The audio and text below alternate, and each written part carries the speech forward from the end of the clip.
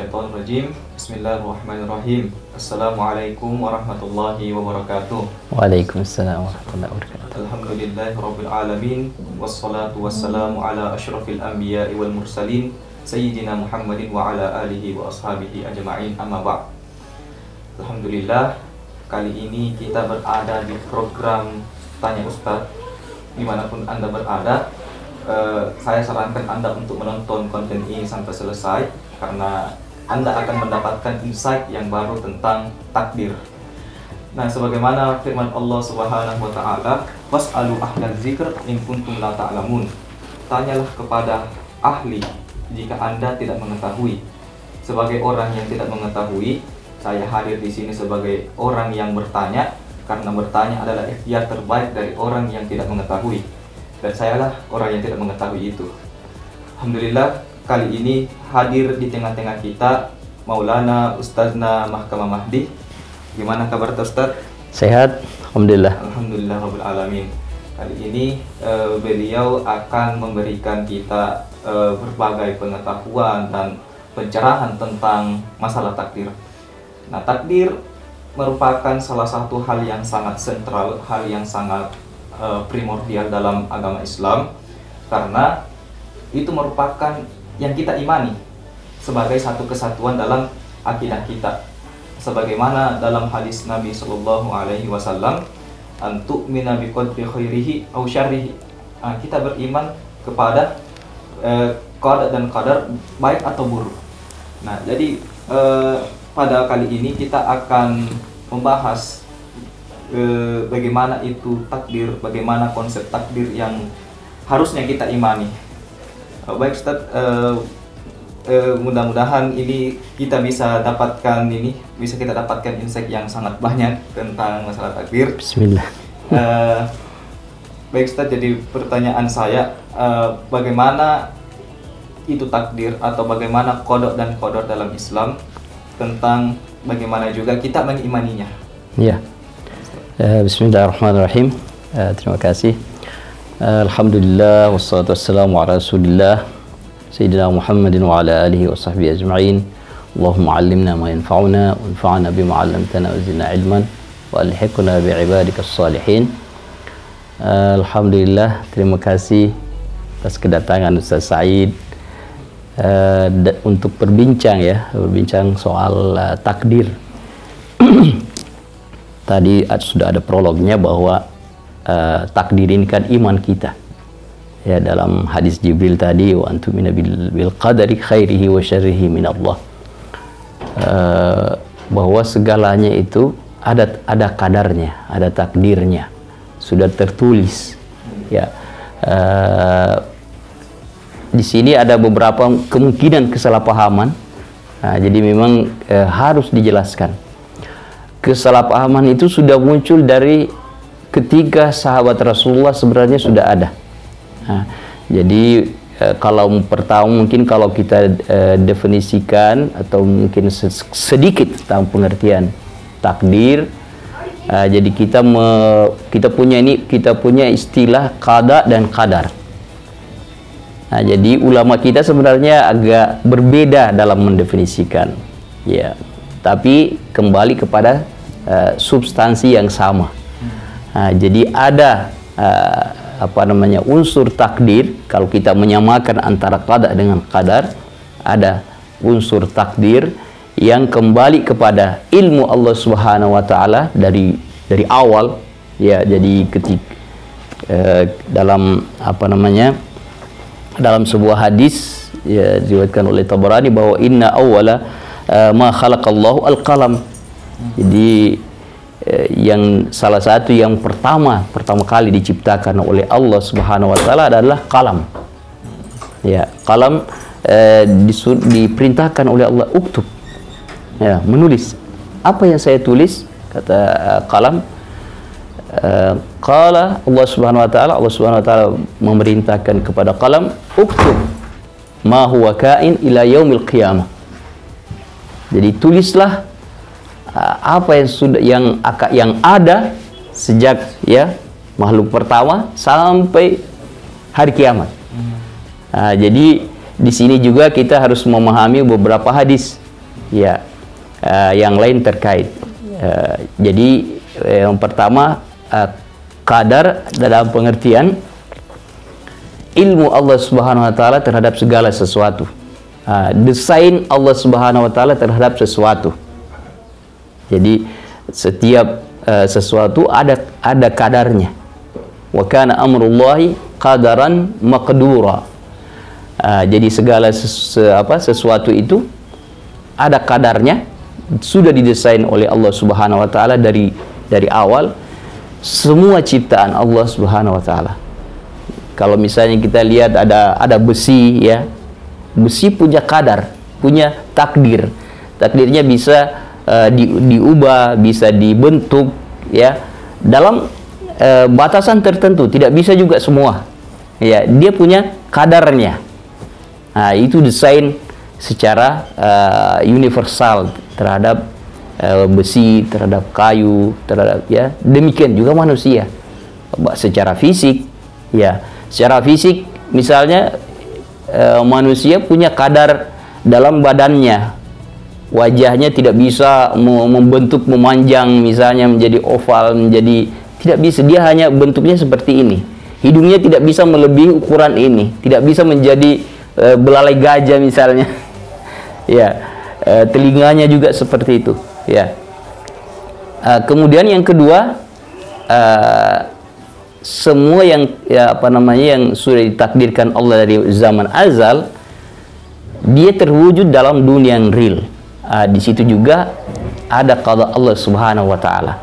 Makanya banyak yang membedakan antara takdir dalam pengertian di zaman azali ketika ilmu Allah Subhanahu wa taala menuliskan segalanya, dengan terwujudnya, ya, segala sesuatu itu dalam dunia yang real, sehingga membutuhkan qudrah. Yang pertama kembali kepada ilmu Allah, yang kedua kembali kepada qudrah Allah Subhanahu wa taala.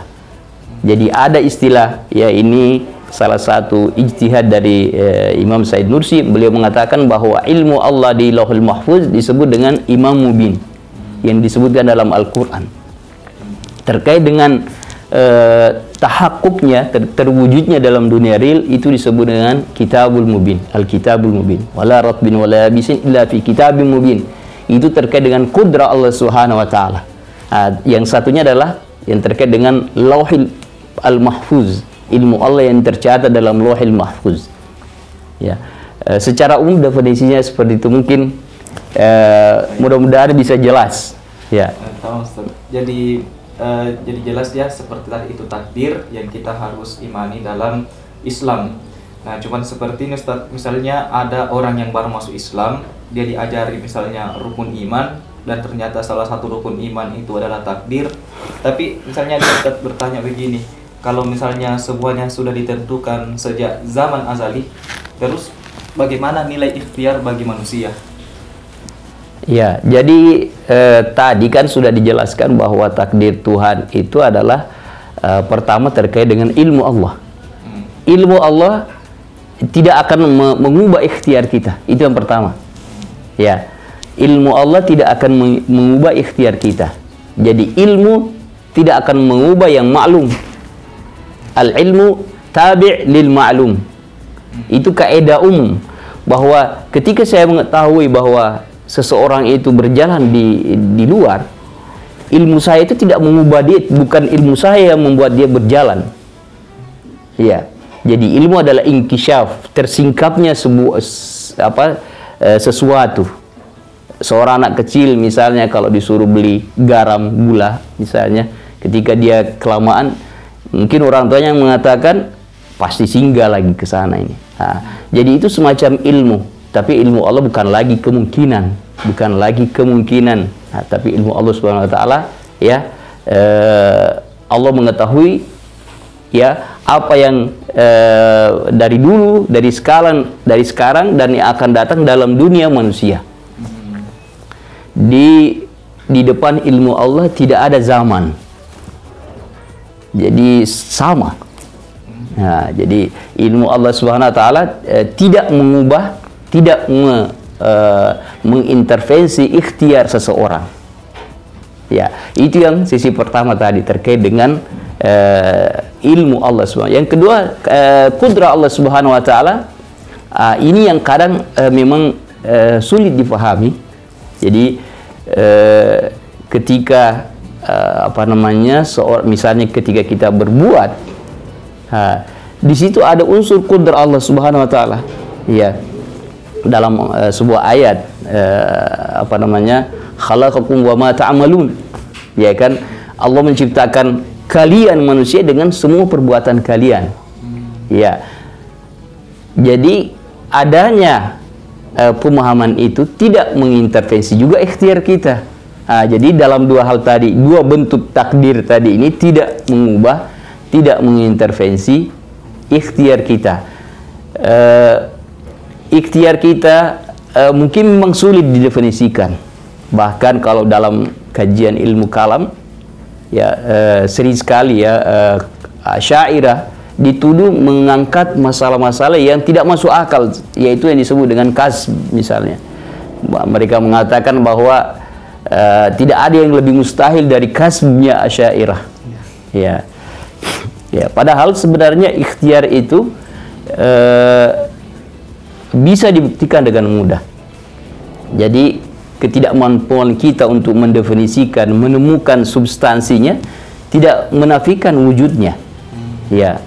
Jadi wujud ikhtiar itu pasti ada, kita rasakan. Kalau kita misalnya merasa lapar, kita merasa lapar dan mencari makan.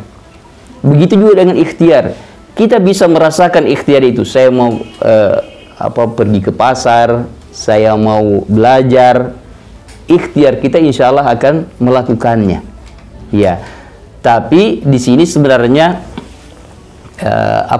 tadi ada dua kan, ada takdir, ada ikhtiar. Ya, Said Nursi kebetulan kita mengkaji buku-buku beliau menjelaskan bahwa dua hal ini sebenarnya memang harus balance. Jadi harus difahami secara bersamaan. Jadi seorang mukmin, kita ini seorang mukmin menyerahkan segala urusan kita kepada Allah.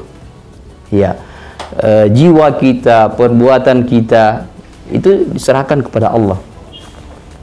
Tapi kadang berlebihan sampai ke tingkat seakan-akan menghilangkan tanggung jawab kita terhadap semua perbuatan kita. Disitulah ikhtiar kita datang. Jangan lupa kamu punya ikhtiar. Ikhtiar Anda itu real, ya, punya substansi, ya. Ingat bahwa nanti akan ada yaumul hisab. Ya. Ketika ikhtiar kita terpacu untuk bekerja, melakukan hal-hal yang sangat bagus, misalnya bekerja keras sehingga menghasilkan apa saja, menghasilkan karya, menghasilkan uang, menghasilkan ilmu misalnya.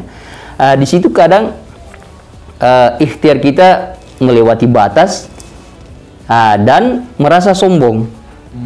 Ya, disinilah takdir akan datang lagi untuk mengerem.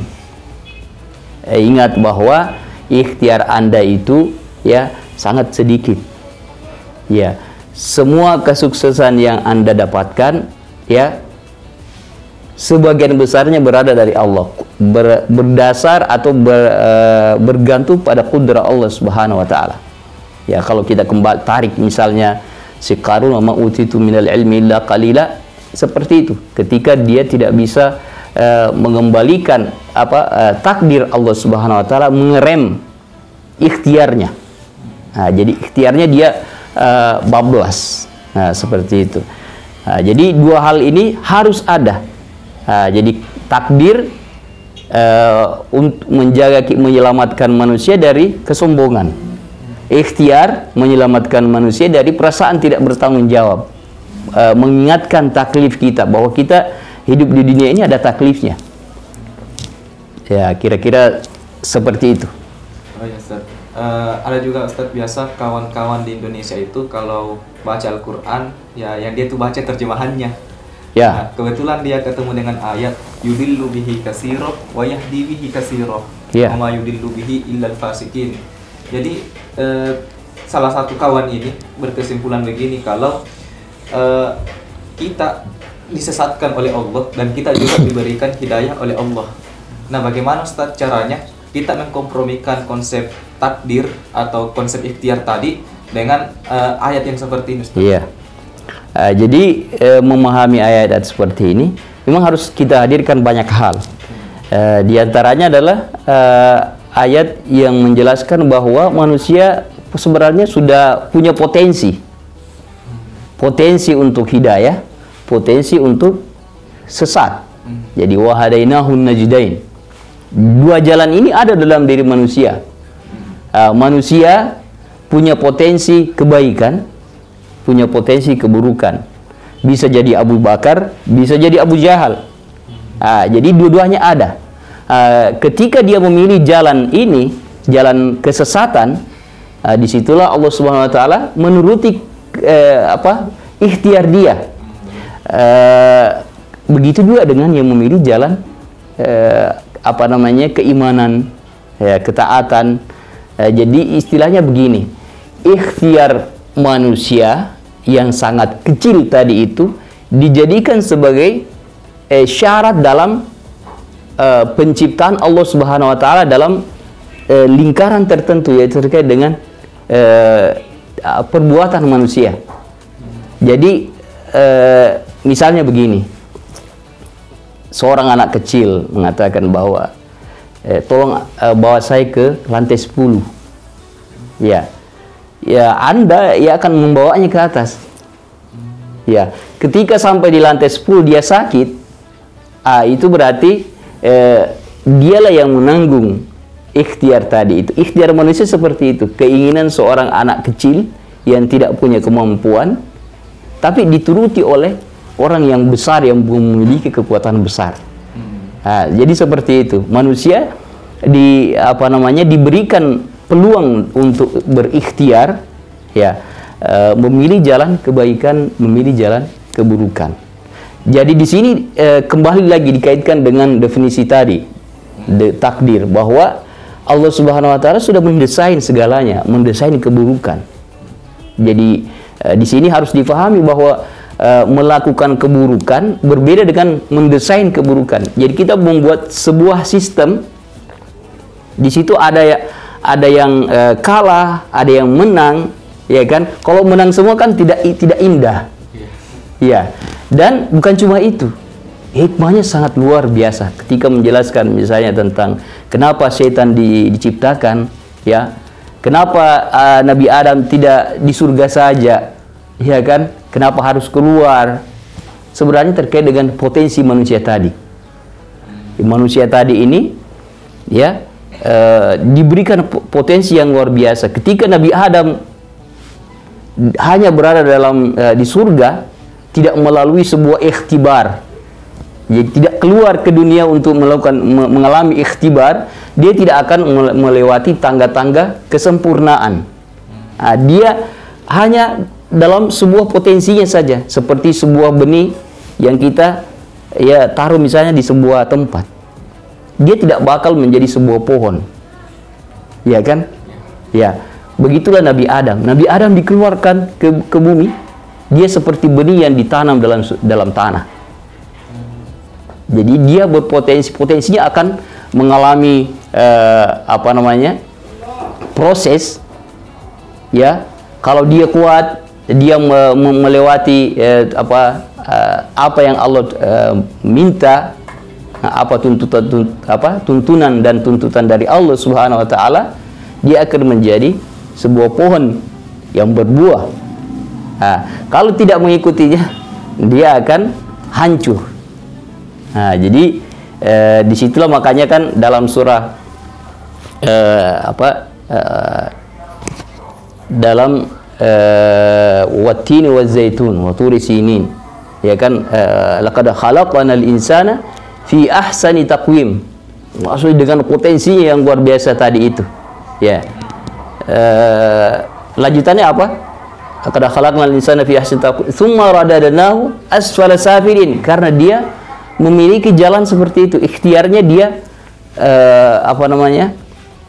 dia memilih jalan kesesatan, diberikan nafsu, diberikan mata, diberikan akal, semuanya dibawa ke jalan kesesatan.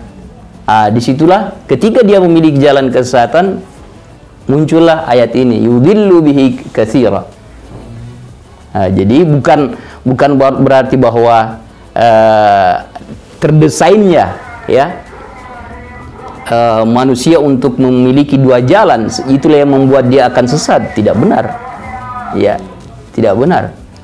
Jadi itulah desain Allah Subhanahu Wa Taala di dunia manusia ini.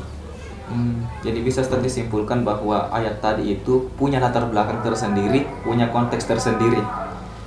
Ya harus seperti itu. Tidak dalam semua pemahaman, dalam semua kemungkinan arti bahwa itu dari Allah yang menyesatkan dalam pengertian terpaksa, misalnya tidak punya ikhtiar, enggak. Kembali lagi kepada ikhtiar tadi, apakah kita benar-benar merasa bebas memilih? Ya, bebas memilih. Sehingga ada kaidahnya kan, bahwa begitu ada haitsu thamma ikhtiar thamma mas'uliyah. Begitu ada ikhtiar berarti ada mas'uliyah, ada tanggung jawab, ada taklif. Misalnya kita tidak memiliki ikhtiar membuat mata kita bisa melihat. Syarat-syarat mata melihat apa? Harus ada cahaya, harus ada ini kan. Kemudian bagaimana penerimaan cahaya itu bekerja, itu kita tidak punya ikhtiar di situ. Berarti tidak ada tanggung jawab kita di situ. Tanggung jawab kita di mana? Mengarahkan kemana mata ini. Bagaimana kita menggunakan mata? Apakah kita bisa menggunakan mata untuk melihat kebesaran Allah, atau kita menggunakan mata untuk ketidakbaikan, keburukan? Itu di situ ada ikhtiar, sehingga ada tanggung jawab di akhirat.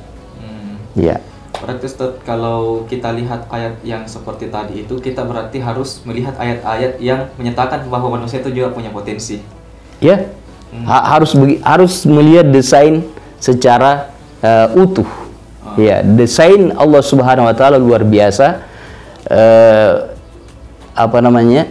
Contohnya tadi kan bagaimana seorang sahabat Rasulullah menjadi Abu Bakar, yang memiliki keimanan yang luar biasa. Dia seorang manusia, bukan seorang nabi, karena memanfaatkan potensi baiknya. Jadi semua yang dia miliki, akalnya, hatinya, semuanya beriman, semuanya diasah. Jadi bagaimana Ustaz kalau misalnya kan ini saya waktu kecil misalnya diajari bilang kalau akhir zaman nanti ada salah satu makhluk Allah yang disifati dengan Dajjal yang muncul di muka bumi. Nah, tapi kan kalau dalam beberapa pengajaran kita dikasih tahu kalau Dajjal ini melakukan keburukan suatu saat nanti. Nah, jadi bagaimana Ustaz kita memahami bahwa Dajjal ini memiliki ikhtiar misalnya dalam melakukan hal baik, sementara dalam Nas dinyatakan bahwa Dajjal ini akan berbuat buruk. Dajjal ini bisa dipahami seperti setan, seperti iblis. Jadi dia memang potensi kebaikannya sudah tidak ada, sudah hilang. Iblis punya ilmu kan. Dia paham bahwa Allah Subhanahu Wa Taala dia adalah pencipta kan. Kenapa ilmunya ini tidak membuat dia untuk memilih jalan kebaikan? Karena memang tidak, waktunya habis untuk menyebarkan keburukan. Jadi tetap ada semacam potensi baiknya, tapi itu sudah hilang. Begitu Dajjal juga seperti itu. Dan di sini harus digarisbawahi bahwa adanya Dajjal ini kan bisa disebut bisa mencapai ketingkatan akidah. Diriwayatkan secara mutawatir dari Rasulullah SAW. Meskipun ada sebagian ulama yang mengatakan bahwa tidak benar, dan itu bisa dihitung jari 1, 2 orang. Jadi akidah Dajjal ini akan muncul di akhir zaman, dan dialah yang mewakili sebenarnya perpanjangan tangan dari iblis, ya, kekuatan keburukan, ya. Dan di sini juga harus dipahami bahwa kedatangan Dajjal ini tidak menghilangkan ikhtiar kita. Dalam pengertian begini, dalam banyak hadis digambarkan bahwa Dajjal itu tingginya sekian, ya kan? Dan menurut ya Said Nursi, lagi-lagi kita kembali merujuk kepada beliau, bahwa datangnya Dajjal dalam kondisi seperti itu, dan seperti yang digambarkan Rasulullah, sebenarnya tidak masuk akal, tidak sesuai dengan konsep imtihan manusia. Ketika Dajjal datang dengan bentuk seperti itu, otomatis semua orang akan ini adalah Dajjal, seperti yang dalam hadis. Nah, jadi tetap harus ada ruang di mana ikhtiar manusia diberikan jalan gitu. Jadi Dajjal bakal datang, ya, tapi seperti dalam hadis Nabi tertulis, ya, kafara, ya, yaqra'uhu, dibaca oleh semua orang mukmin saja yang bisa baca. Qari atau bukan qari, maksudnya dia buta huruf atau dia bisa membaca simbol tadi, dalam pengertian bahwa bisa jadi tidak seperti yang kita bayangkan, bahwa kita belakangan ini selalu mencari siapa tahu ada orang yang tertulis di dahinya kafara misalnya. Itu tidak bakal ada, karena itu tidak relevan, tidak match dengan imtihan atau rahasia imtihan di dunia ini. Kita di dunia ini adalah datang untuk diberikan imtihan. Imtihan itu ada ketika ikhtiar manusia ada. Ketika kita menemukan orang yang sejak lahir sudah ada kafara misalnya, kita otomatis bakal beriman kepada Allah Subhanahu wa taala. Sama halnya ketika matahari terbit dari arah barat, otomatis, ya, orang akan beriman, tapi ketika itu iman sudah tidak ada manfaatnya lagi. Ya, jadi konsep ikhtiar sangat penting dalam memberikan balance semua tadi ini. Ketika beriman kepada takdir, ingat bahwa kamu punya ikhtiar diberikan oleh Allah Subhanahu wa taala. Dengan dasar itu kita akan mendapatkan thawab, mendapatkan iqab di akhirat. Ya, ada mas'uli, ada tanggung jawab. Ya, jadi seperti itu mungkin harus dipahami. Oh, iya. Berarti tentang Dajjal, setan atau yang semacam ini yang sudah mansus ini, berarti Ustaz tetap memiliki ikhtiar. Pertama itu desain Allah Subhanahu wa taala. Tidak ada yang terjadi di alam semesta ini di luar kudrah Allah Subhanahu wa taala.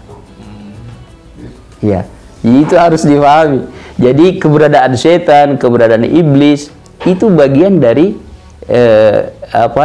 takdir Allah Subhanahu wa taala. Tujuannya apa?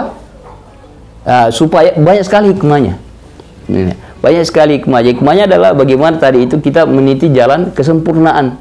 Ketika kita sakit, orang tua kita selalu bilang, "Oh, dia mau besar." Ya kan? Seperti itu sebenarnya. Ya, artinya supaya kita bisa naik kelas. Ya, ketika kita ada tantangan nih. Tantangan apa saja bentuknya. Keinginan syahwat kita sepertinya miring ke sana condong, tapi akal kita mengatakan, hati kita mengatakan jangan. Itu kita akan naik kelas. Nah, jadi digambarkan dalam hadis Rasulullah bahwa seorang mukmin itu akan meniti jalan menuju Allah, meniti 70.000 hijab, melewati 70.000 hijab. Ya, 70.000 hijab yang harus dia lewati. Hijab syahwatnya, hijab ya, semua yang ketika dia melewatinya itu ketika dia melakukan ketaatan, dia akan melewati rintangan-rintangan. Ya. Ya. Jadi tadi juga sudah disinggung tentang konsep takdir di awal, bahwasanya Allah mendesain segala sesuatu itu fi zamanil azal. Nah, jadi bagaimana Ustadz dengan misalnya konsep doa? Kan kita biasa diperkenalkan kalau konsep doa itu ya bisa mengubah takdir. Apakah berarti doa ini bisa mengubah ketetapan Allah yang sudah ditetapkan di zaman azal atau bagaimana Ustadz? Jadi terkait dengan doa, jadi doa kan mukhul ibadah, bahkan dalam hadis, ya sebuah hadis yang disebut bahkan lebih sahih, ad-du'a wal ibadah. Jadi doa itu itulah rahasia dari ibadah seorang manusia. Ketika kita berdoa, ya menyerahkan segalanya kepada Allah, mengakui bahwa kita ini betul-betul lemah, ya keberadaan kita saya di dunia ini semuanya ya bergantung kepada supply dari Allah setiap detiknya. Penglihatan kita, pendengaran kita, kesehatan kita, ya disitulah kita berdoa. Jadi mengakui kelemahan kita di depan Allah Subhanahu Wa Taala. Doa ini dianggap ya dalam sebuah hadis, ya dalam sebuah hadis bahwa bisa mengubah takdir. Ya, bisa mengubah takdir, dan ulama kita menjelaskan bahwa takdir itu ada lagi jenisnya yang lain, yaitu al-qadarul mubram dengan al-qadar al-muallaq. Al-mubram yang sudah diketuk palu. Ya, misalnya terkait dengan ajal, terkait dengan ya manusia punya ajalnya, punya garis finishnya, bahwa dia tidak tidak akan melewati ini. Ya, doa bisa mengubah al-qadar al-muallaq yang belum masih dalam proses terwujud. Ya, itu yang dijelaskan ulama kita. Dan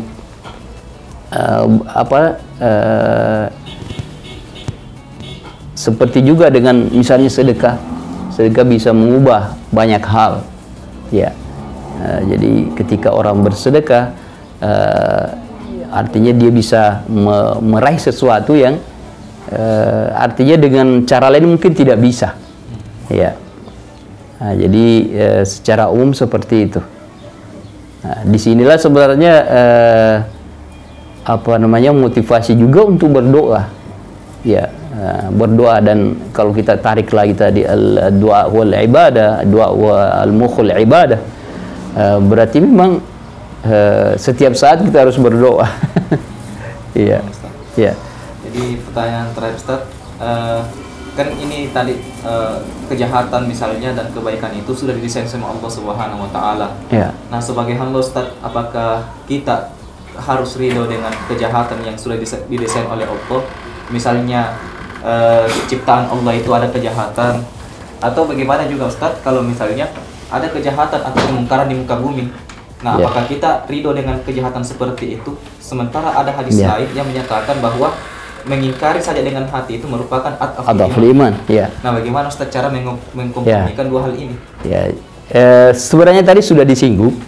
Jadi terdesainnya, ya, masuknya kejahatan dalam desain besar kehidupan, ya, di manusia misalnya,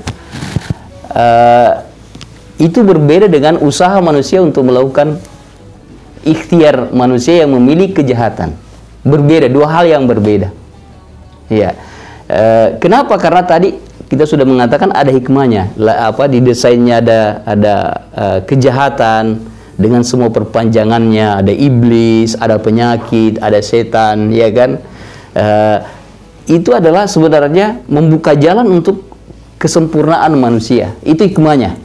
Jadi ketika desain kejahatan ini dihilangkan dalam desain besar itu, manusia tidak bisa meniti jalan kesempurnaan. Ya, kalau kita tarik lagi Nabi Adam tadi, dia akan tetap menjadi sebuah benih yang tidak ditanam di dalam tanah untuk berpotensi menjadi sebuah pohon yang berbuah. Jadi seperti itu. Beda antara melakukan kejahatan dengan desain Allah terhadap kejahatan.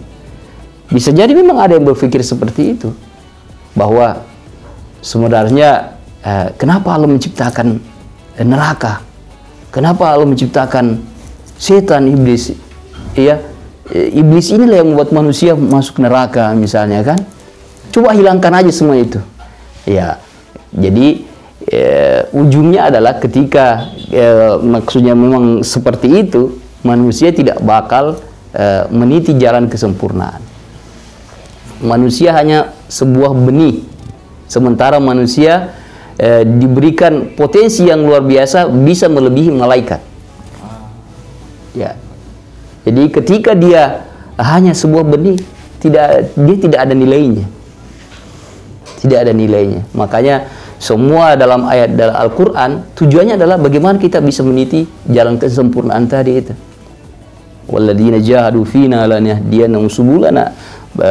Banyak sekali ayat-ayat yang mengatakan bahwa kita harus meniti jalan ke kesempurnaan ini, selalu belajar, ya. Karena itu semua jalannya.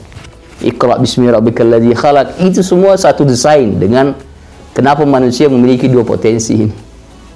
Ya, tidak bisa dipisahkan. Karena itulah jalan kesempurnaan manusia. Setiap hari kita mengatakan ihdinas siratal mustaqim, ya kan? Karena dengan itulah manusia bisa meniti jalan-jalan, tangga-tangga kesempurnaan. Ya, jadi dengan beriman kepada kadar baik, kadar buruk Allah Subhanahu wa taala, justru kita sebenarnya merasa tenang. Ya. Kenapa? Karena ketika ada yang terjadi, kita mengembalikannya kepada Allah. Nah, di sini juga harus digarisbawahi. Jadi kalau keburukan dikembalikan kepada diri kita, karena itu ikhtiar kita. Kitalah yang memilih keburukan itu. Ya. Nah, jadi kalau dia kebaikan, kita kembalikan kepada Allah Subhanahu wa taala. Ya. Ini kan kadang juga ada orang seperti itu. Setelah dia melakukan maksiat, wah itu takdir Allah. Misalnya. Ya, disinilah sebenarnya dia tidak bisa memahami dengan baik ikhtiar dia. Betul bahwa maksiat itu terjadi dengan seizin Allah, tidak bakal terjadi tanpa seizin Allah. Tetapi kalau kita tarik lagi anak kecil yang naik ke lantai 10 dan sakit, sama bentuknya. Ya, sama sifatnya. Ya, jadi semua konsep-konsep tadi harus dihadirkan dalam sebuah konsep yang utuh, sehingga betul-betul memberikan motivasi. Jadi fungsinya sangat banyak sebenarnya. Memberikan motivasi, memberikan ketenangan kepada seorang manusia. Ketika mengalami sebuah musibah, dia akan mengembalikan kepada Allah Subhanahu wa taala. Nah, tapi jangan terkait dengan masa depan. Wah, ini Tuhan sudah mentakdirkan saya nggak usah belajar. Ya kan, tidak bakal. Jadi ada saatnya konsep takdir bahwa sudah ditulis oleh Allah Subhanahu wa taala. Jadi sudah ditetapkan oleh Allah,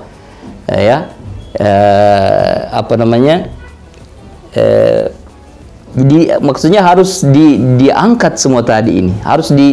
Harus ada balance antara beberapa hal tadi ini sehingga melahirkan konsep yang benar-benar mewakili Ahlus Sunnah wal Jamaah. Ya, kalau Qadariyah kan ada. Dari dulu ada Qadariyah, dari zamannya Ibnu Umar sudah ada. Mereka mengatakan mereka mengatakan al-amru unuf. Maksudnya Tuhan tidak tahu dari sebelumnya Tuhan tidak tahu. Ketika terjadi baru Allah tahu. Itu tidak benar, karena terkait dengan ilmu Allah Subhanahu wa taala. Ya. Mungkin ya. Jadi itu tadi sobat-sobat wawasan, banyak sekali insight yang bisa kita dapatkan khususnya tentang takdir. Nah, ternyata takdir yang selama ini dipahami oleh banyak orang ternyata lupa melibatkan ilmu Allah Subhanahu wa taala. Padahal ketika Allah menakdirkan sesuatu, potensi manusia itu tidak hilang. Nah, ini yang hilang dari pemahaman kita. Jadi kita harus memahami takdir seperti tadi, seperti yang dijelaskan oleh Maulana Ustazna, dan kita juga tidak bisa melupakan ikhtiar, karena tugas kita sebagai hamba adalah ikhtiar, sedangkan Allah yang menentukan hasilnya. Syukran kepada Ustazna yang telah menyempatkan waktunya. Kepada penonton dimanapun Anda berada, nantikan konten-konten kami lagi. Semoga kita bisa mendapatkan manfaat yang lebih banyak lagi. Oke, baik, lebih dan kurangnya mohon dimaafkan. Wallahul muwaffiq ila aqwamit thoriq. Wassalamualaikum warahmatullahi wabarakatuh. Waalaikumsalam warahmatullahi wabarakatuh.